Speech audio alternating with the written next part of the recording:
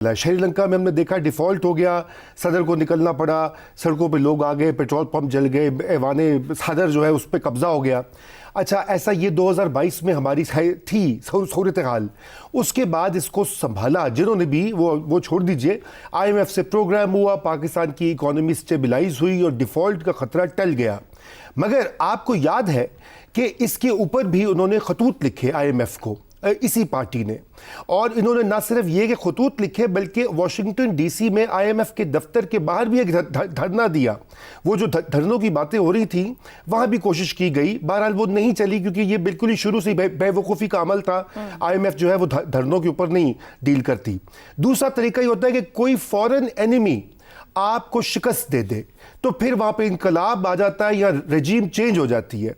पाकिस्तान पे वो दौर भी आया। मई 2025 में भारत ने जारहाना जो है अंदाज अपनाया और पाकिस्तान पे हमला किया। ये अब UN ने भी जो है एक्सेप्ट कर लिया है। लेकिन क्या हुआ कि उस वक्त भी आपको पता है कुछ आवाज़ें ऐसी थी, वो कह रही थी कि हाँ हाँ आ जाओ, गिरा दो, ये तो ड्रामा है, ये तो फलाना है, ये तो ऐसा है, ये तो हार जाएंगे, वीगो डाले क्यों नहीं भेजते बॉर्डर पे, क्यों नहीं लड़ रहे, वगैरह वगैरह। लेकिन आपने देखा कि वो भी अब ये खुशकिस्मती कहिए या तैयारी कहिए या प्रोफेशनलिज्म कहिए कि पाकिस्तान उस मरहले से भी निकल गया और इतनी जीत हुई कि दुनिया उसकी तारीफ कर रही है। अब बाकियों को तो छोड़ दीजिए, अमेरिका का जो प्रेसिडेंट है को 19 बार कह चुका है, और अब मैं वो अल्फाज नहीं दोहराऊंगा, फिर लोग कहेंगे कि जी मैं वो क्या क्या क्या कहते हैं वो तारीफ़ें वो कर रहा हूँ लाइव TV के ऊपर।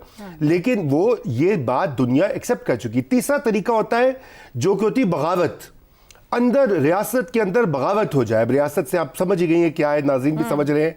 9 मई को वो कोशिश की गई, ये सब जानते हैं। 9 मई के बाद आपको याद है कि 2 बहुत सीनियर अफसरान थे, उनको इस्तीफा देना पड़ा, यानी कि कोई ना कोई गड़बड़ दाल में काला जरूर था।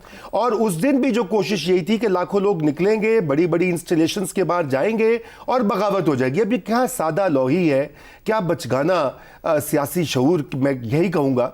अब ये तीनों ऑप्शंस एग्जॉस्ट हो चुकी हैं। अब चौथा ऑप्शन जो दिखाई दे रहा है वो दिखाई दे रहा है बांग्लादेश, नेपाल, मेडागास्कर और जगहों पर जहां जहां इस तरह के नौजवानों की जेन जी के बलबूते पर इनकलाब आया। पाकिस्तान में हालात हैं ऐसे, ये हमें नहीं भूलना चाहिए। यहाँ पर अक्सरियत नौजवानों की है, आधे से ज्यादा जो है तालीम याफ्ता नहीं है, बेरोजगार है, और एक इस वक्त मुल्क में पोलराइजेशन जरूर है क्योंकि आधी वो आपका जो वोटिंग ब्लॉक है वो PTI का सपोर्टर है।